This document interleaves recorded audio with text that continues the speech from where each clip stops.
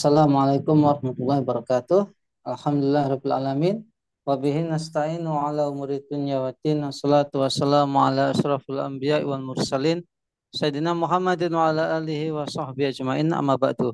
Pemirsa Khilafanus yang dirahmati Allah, jumpa lagi dengan program kesayangan kita, ini kabar petang. Hari ini kita akan membahas tema-tema terkini dengan narasumber yang kredibel tentu saja dari sudut pandang Islam. Inilah kabar petang selengkapnya.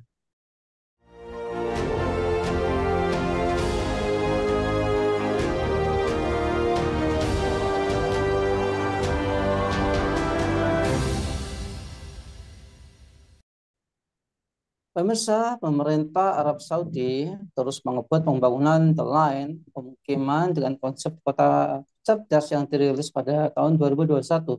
Fase pertama proyek yang dikenal sebagai revolusi peradaban itu ditargetkan selesai pada 2030. Perusahaan arsitektur asal Amerika Serikat Morphosis berada di balik desain The Line yang minimalis dan futuristik. Kawasan ini digadang-gadang menjadi kompleks pemukiman terbesar di dunia dengan daya tampung mencapai 9 juta penduduk. Apa motif utama dari mega proyek ambisius The Line sebagai cara pemerintah Arab Saudi menciptakan distopia? Apakah kebijakan penguasa Arab melahirkan penderitaan dan ketidakadilan pada masyarakat? Untuk membahasnya kami terhubung dengan pengamat sosiopolitik yakni Bung Hanif Kristianto. Assalamualaikum Bung Hanif. Waalaikumsalam warahmatullahi wabarakatuh, Mas Nanang. Gimana kabarnya Bu? Alhamdulillah, baik, sehat selalu. Alhamdulillah. Bung Hanif, Arab Saudi ini terus mendorong pembangunan NEOM, yakni sebuah megacity futuristik yang disebut-sebut sebagai proyek ekologis kelas tinggi. Apakah ini proyek memang mengorbankan hak rakyat Arab Saudi, Bung Hanif? Ya, memang kalau kita cermati ya, jadi proyek besar ya, visi 2030 yang dicanangkan oleh pemerintahan Arab Saudi ya melalui Muhammad bin Salman ini sungguh banyak lompatan-lompatan besar yang mungkin belum pernah terfikirkan ya oleh kita semuanya.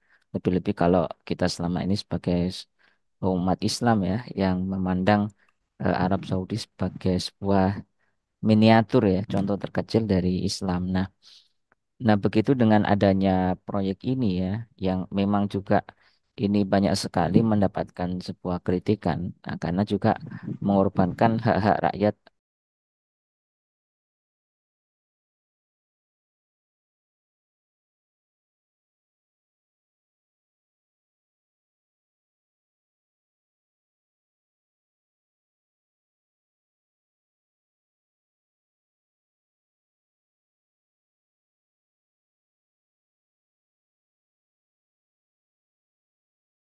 Lalu juga ini menyaingi kota-kota yang lain seperti Dubai, ya kan? Kemudian di beberapa tempat yang lain yang itu sudah didesain sedemikian rupa, maka yang terjadi hanya pembangunan secara materi. Sementara rakyat yang kadang-kadang sebagai pemilik sah dan juga sebagai orang yang harus diurusi kehidupannya itu dilanggar hak-haknya. Alhasil, nah, pembangunan seperti ini tidak akan membawa kebermanfaatan. Justru pembangunannya akan mendapatkan sebuah catatan hitam ya bahwa pembangunan ini ya bukan dari keinginan rakyat, tapi oleh keinginan kecil ya penguasa yang memang ingin dianggap wah ya. Nah, dalam sebuah kepemimpinan. Nah, seperti itu Mas Nana. Baik Bung Hanif, apakah Neo melambangkan jurang besar antara visi Muhammad bin Salman tentang Arab Saudi dan realitas operasi pemerintahannya, Bu? Ya, dari pembangunan ini kan kerap terjadi ya. Kalau kita cermati juga, misal ya di Indonesia saja ya, contoh IKN ya, itu kan juga ada penggusuran, ya. Nah, begitu juga di Neom ini ya, pembangunan kota yang futuristik ini juga ada penggusuran eh, yang dilakukan oleh pemerintahan Arab Saudi. Nah, kita juga melihat adanya penangkapan orang-orang yang tidak setuju ya dengan pembangunan ini ya. Nah, mereka ditangkap, kemudian diadili, bahkan ada yang coba ditersangkakan ya dengan hukuman mati kan begitu ya.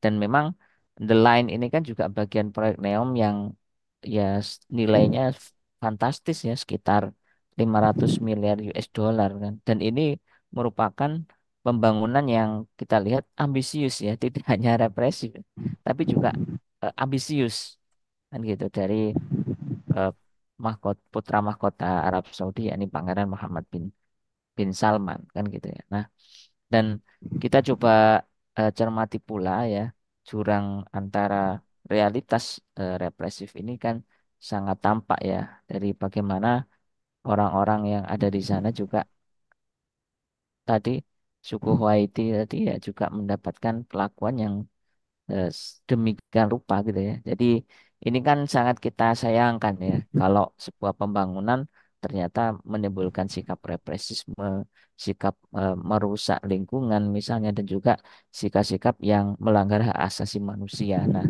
terlebih ini kita bicara dari sisi seorang Muslim. Nah, seperti itu Mas Tanang.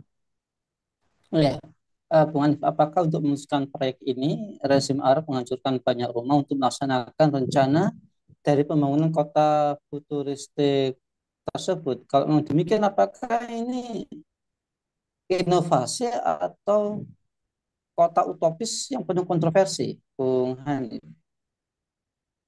Nah, memang kalau kita cermati ya dari rencana awal di sini kan memang inginnya kan munculnya kota cerdas, tapi akhirnya kan munculnya distopia ya. Nah, gagasan-gagasan itu yang kembali muncul di tengah-tengah yang tentu diharapkan oleh publik. Nah, karenanya kalau kita juga cermati lebih jauh lagi bahwa ahli pun ya itu kan juga mengkritik ya kelayakan teknologi yang akan digunakan di sana kan gitu ya. Dan proyek ini kan juga sebetulnya program pembaruan Arab Saudi yang juga bertujuan untuk mendiversifikasi ekonomi yang selama ini sangat bergantung pada cadangan minyak kan gitu ya. Nah, dan sebagian yang lain juga menengarai ya the line adalah cara pemerintah Arab Saudi menciptakan distopia yang melahirkan eh, penderitaan.